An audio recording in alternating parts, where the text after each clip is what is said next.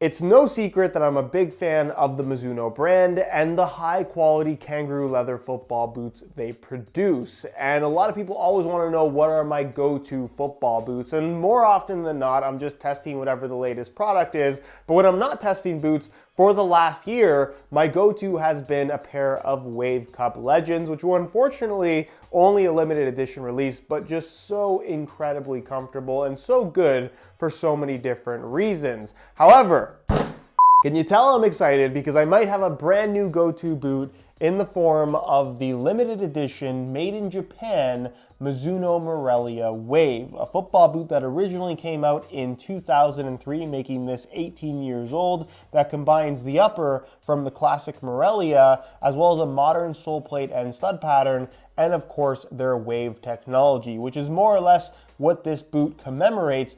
30 years of Mizuno's Wave technology, which, long story short, it's found here in the heel, and it's kind of a cushioning setup that doesn't compromise stability. We'll talk about it a little bit more. Nonetheless, this limited edition release, as with a lot of made in Japan Mizuno products, only available in Europe as of right now, but I think that'll change. They retail for 305 euros. And it's even crazier to think how far ahead of the game Mizuno was, given that this is a remake of a football boot that came out back in 2003, but is still incredibly competitive by today's standards. So with that in mind, I want to go over all the details of the boots in today's video, explain to you why they will now be my new go-to football boots when I'm not testing out other things. We'll take a look at how they fit and feel on feet and effectively cover everything that you need to know about them. So if you're interested in learning more, please stick around, watch the entire review. And if you are by chance interested in a pair of these for yourself while they're still available, you can click the first link down below. That's gonna take you to the review page on my website,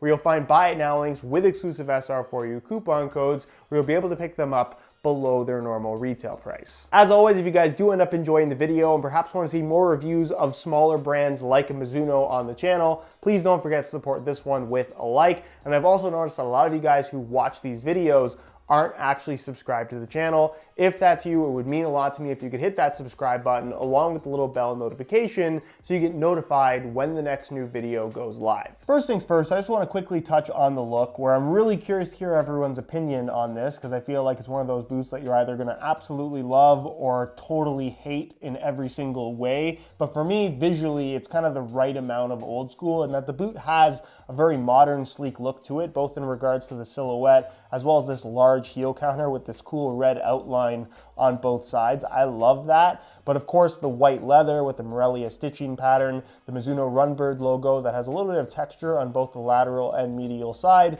and then of course the period appropriate fold over tongue, which is also made from a synthetic material, held down by Velcro and pre-flopped, which is really nice. This is something that is totally unnecessary, and it's arguable that this would have looked much cleaner without the fold over flap tongue, but the OG had it. They chose to put it on the remake, and I'm personally not mad at it. I love the detail of the Morelia Wave branding in gold there on the back of the heel, and the sole plate, even though this is now 18 years old, it still looks incredibly sleek and modern. And of course, you get the little window for the Wave tech under the heel, which doesn't ultimately reveal all that much at all. Nonetheless, aesthetically, I'm a big fan of the way these look. From a feel and performance standpoint, especially when you're talking about football boots in the heritage category, if we want to kind of label these as that, I think this boot hits all the marks that a lot of the modern, more popular lines in the heritage category have kind of missed out on, mainly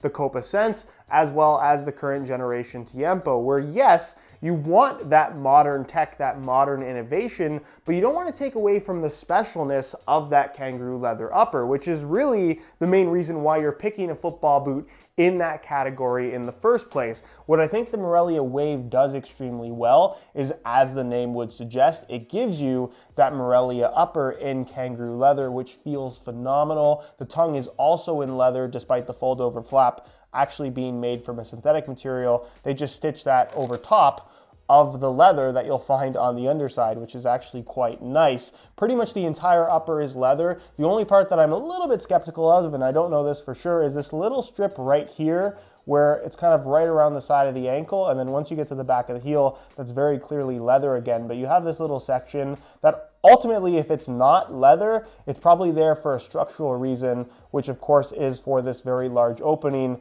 on this low cut design that you have. So I don't really have a problem with that. Nonetheless, you get the leather upper, and of course it's to a made in Japan Mizuno quality standard that we've come to expect. It's just the nicest leather you're going to find on just about any other football boot out there. Incredible touch on the ball, and also thinner than I think you might expect. Leather boots have this kind of bad reputation, especially when they have an older style look like this, of being really bulky. That is absolutely not the case with this boot. The touch on the ball is very crisp, and you get that slight padding from the leather without the boot feeling like there's just a ton of extra material on your foot. The fold over flap tongue does undeniably add a little bit of bulk that doesn't need to be there, but again, they were going for a true remake, which does include the fold over flap tongue, and it is kind of nice that you can hide the lacy knot underneath that, so it's a little bit cleaner overall. So I guess there's an argument to be made as to whether or not this is valid or completely unnecessary. That's a matter of personal opinion. As far as the modern tech is concerned, that's basically everything else that you're going to find happening on this boot, which of course is in the sole plate, where you're going to have this large external heel counter that you can see is stitched all the way around the outside edge. A nylon stitch as well, which is really cool to see. That's very uncommon by today's standards. And then the sole plate, which is actually a split sole. It's a very unique design where you have a 4-foot stud plate that has 3 rivets at the tip of the toe and then 2 kind of at the base of the midfoot. And then you have this secondary piece that runs underneath that, and then they rivet them together, which is a really interesting way of constructing the sole plate, but kind of classic Mizuno in that regard. Of course, you get the more aggressive bladed stud pattern, where they're definitely blades, but they have a little bit of a rounded edge to them. So it's a little bit of that middle ground in terms of still having somewhat of a conical feel to it, and that once your foot is planted, it's not completely stuck in the ground. And then of course the incorporation of their wave tech, which is kind of what I would describe as somewhat of a softer, rubbery, wavy piece that they stick in there that provides a little bit of additional cushion. And you can see when I press my thumb on the inside of the boot, there is a little bit of flex to the plastic and the material there, where the idea is to provide some heel cushioning, but you also don't want to compromise stability. So there's definitely some compression there. And if you're feeling for the heel cushion when you have the boots on your feet, you're going to notice it, but it's a very, very subtle difference in comparison to a football boot that doesn't have the wave tech. Nonetheless, it's something that was a big part of Mizuno's history once upon a time, and they still utilize this tech in a lot of their other footwear as far as I'm aware. But in football boots, they don't use it anymore. I'd love to see something like this come back at some point in time. But as it is on this boot, a remake of a model that came out in 2003, it feels really good and ultimately works decently well. As far as other details are concerned, you do of course have a central lacing system that runs nice and deep, which is kind of a signature of the Mizuno brand, allowing for a very tight wrap around the foot. And as you can see by the silhouette of this boot, it has that sleek modern shaping to it, something that I think Mizuno got right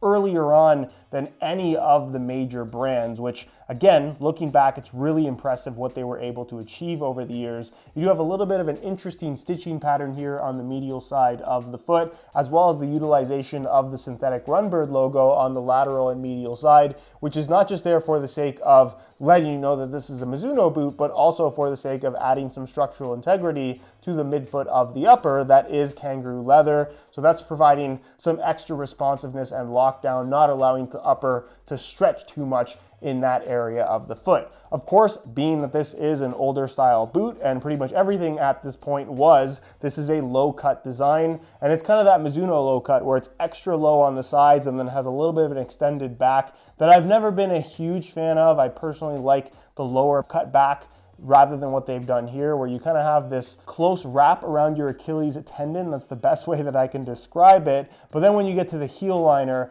Mizuno simply does the nicest suede material. This is so soft. It grips your socks really nicely. It's incredibly comfortable. There's just the right amount of padding at the very back as well as along the sides. It just feels fantastic, and it goes basically right down the sides of your ankles on both sides, so plenty of coverage. Just a really nice heel liner. And then the insole, that's fully removable. I'm not sure if this is true to the original because I've never actually had an original pair in my hands or on feet, but you can see it features this soft mesh lining on the surface, your Morelia branding in gold at the heel, and then these two kind of wavy, stripy patterns through the forefoot and midfoot that do have a little bit of a grip texture to them, but it's not super noticeable when you're wearing them. I'm not sure if this was on the OG or if this is something that they just did for this limited edition release. Nonetheless, it's made from a single layer of this black foam, which does look unlike anything else I've ever seen before, so I'm led to believe that this is very true to the original. And then there's a blue foam insert under the heel, which only adds to the additional cushioning that you get when you pair that up with the Wave Tech that's also underneath or directly under this kind of footbed area, pressed up against the backside of the sole plate. Which brings us to the weight, where again, it's pretty impressive considering that this is a design that is 18 years old and they've stayed as true to the original as possible in a size 9.5 US. You can see that the boots weigh in at 8.65 ounces, the equivalent of 245 grams, which admittedly is not as light as the modern day Nike Tiempo Legend 8 Elite, or certainly the Puma King Platinum, but it is lighter than what Adi currently have on offer with the Copa Sense Plus and Sense Point 1. And as far as modern football boot standards go, while being in the 8-ounce range is not exceptionally lightweight, it's certainly not heavy either. So here they are on feet, and again, everyone has their opinions on looks, but in my opinion, these just look incredibly clean, and they feel even better, especially when paired up with some Pure Grip Socks Pro that I'm currently wearing these with. For those that don't know, this is my own brand of grip socks. The new Pro variation features an upgraded material that is super soft and super stretchy, not to mention extremely affordable and available now in either black or white for just $16.99 a pair. If you're interested in trying some out for yourself, the website to visit is puregripsocks.com.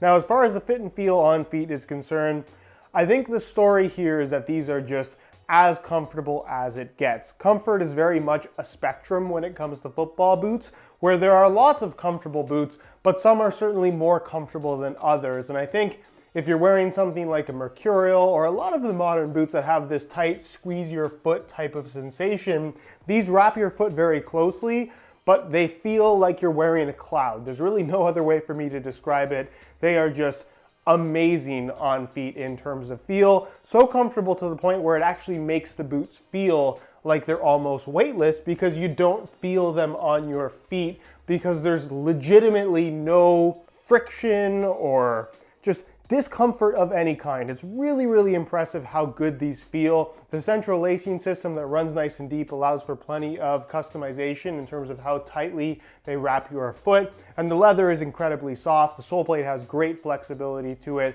The Wave Tech under your heel feels awesome. The heel liner is also spectacular. They've just done an excellent job in making these boots feel really good on your feet. From a width perspective, because of the standard U-throat and standard tongue design, this is one of those football boots that's going to fit just about everybody, even if you do have wider feet. And then as far as sizing is concerned, I'm wearing these in my usual size 9.5 US, and the fit and the length is perfect. So if you're looking to order a pair for yourself, I would strongly recommend going true to size in order to achieve the best possible fit. So in conclusion, I can't really say enough good things about the Morelia Wave, although it must be said that personal preference plays a huge role in whether or not these are going to be excellent boots for you or just something that you should avoid entirely. If you're not into leather boots, if you're not into something that has a little bit more of a solid feel on feet, then these are probably not up your alley. But if you're a fan of kangaroo leather of the highest quality standard, if you like a bladed stud pattern that's not overly aggressive, if you like something that feels solid